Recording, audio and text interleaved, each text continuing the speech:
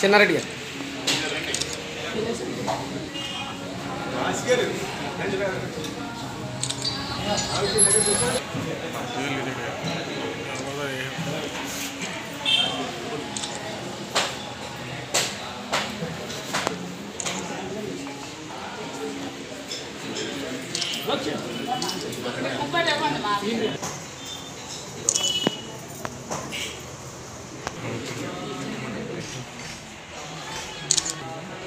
ఎన్టీఆర్ గారికి అయ్యలేదు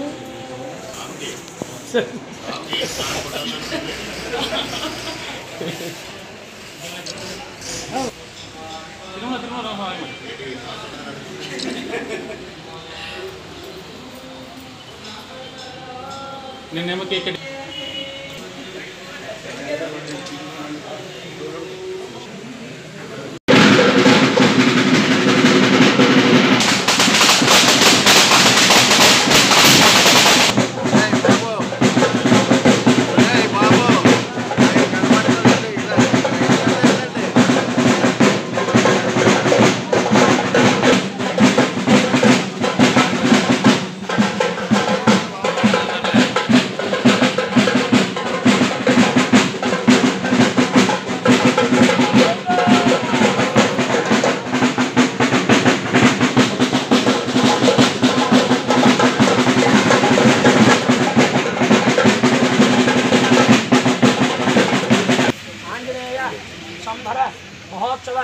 जयत्व सिद्ध्यर्थं बुद्धिर्बलं यशोधैर्यं निर्भयत्वं मरोगतः अजाड्यं वाक् पटुत्वं हनुमान् स्मरणं भवेत् आपदामप हर्तारं धातारं सर्वसंपदां लोकाभिरामं श्रीरामं भूयो भूयो नमाम्यहं रामाय रामभद्राय रामदूताय आञ्जनेय स्वामी नमो नमः लोककल्याण सिद्ध्यर्थं ग्रामरक्षणार्थं श्री आञ्जनेय संभ्रमहोत्सवाङ्गत्यन भक्तिजनानां सर्वदा आयुरारोग्य ऐश्वर्यादित्यर्थं सर्वार्थशान्तिरस्तो भाव भजन वाञ्जनी सर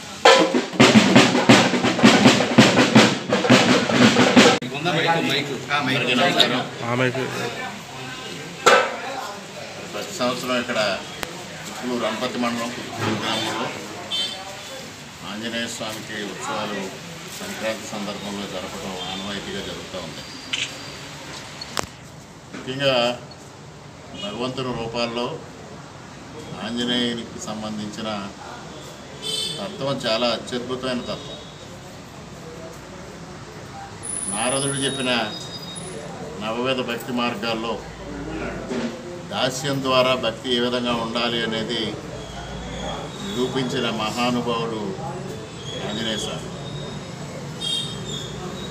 ఆయన మహాపండితుడైనప్పటికీ కూడా ఎక్కడా గర్వం కానీ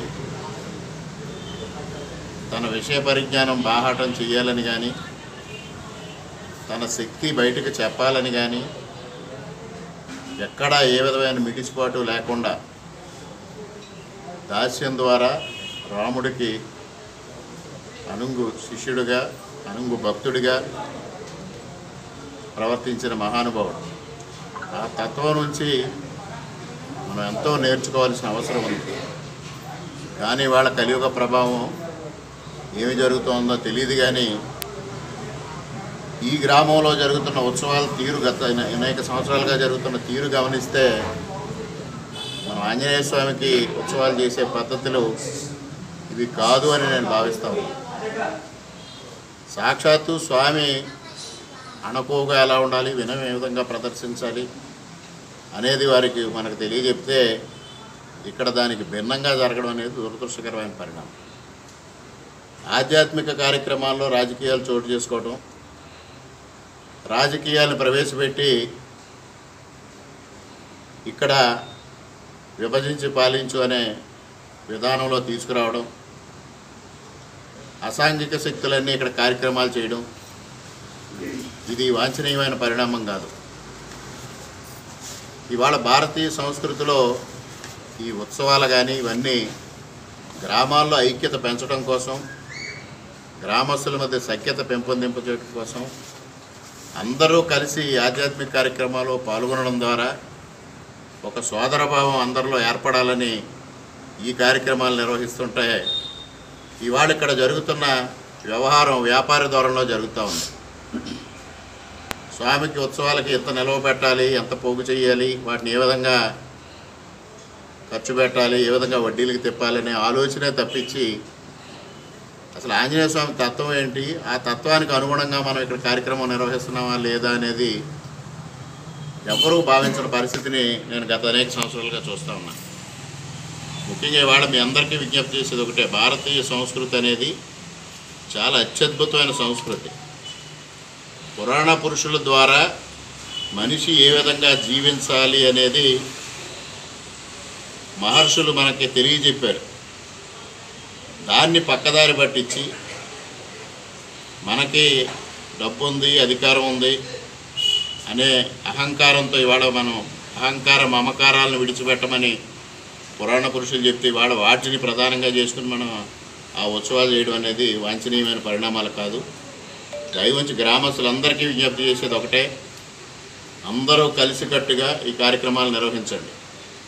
భగవంతుని కార్యక్రమం ఆధ్యాత్మికతతో ఉట్టిపడేలా చేయండి తప్పించి ఇందులో రాజకీయాలకి తావివ్వడం, కక్షలకి కార్పణ్యాలకి తావివ్వడం, తరతమ భేదాలు ప్రవేశపెట్టడం, అహంకార మమకారాలను ప్రవేశపెట్టడం వాంఛనీయం కాదు.